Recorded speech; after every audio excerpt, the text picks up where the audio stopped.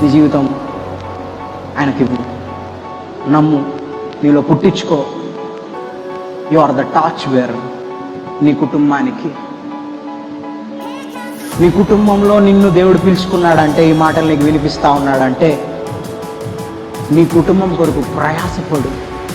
ఏ దురాత్మలైతే నీ పిల్లల్ని బాధిస్తూ ఉన్నాయో, ఏ దురాత్మల మీదైతే నీ పిల్లలు విజయం పొందలేకుంటున్నారు, ఏ దురాత్మల మీదైతే నీ భర్త విజయం పొందలేకుంటున్నాడో, ఏ దురాత్మల మీదైతే నీ కుటుంబం బంధించబడిందో, ఈ వాక్యం అంటున్నా, నువ్వు నీ బాధ్యత ఈరోజు నీ బాధ్యత అది.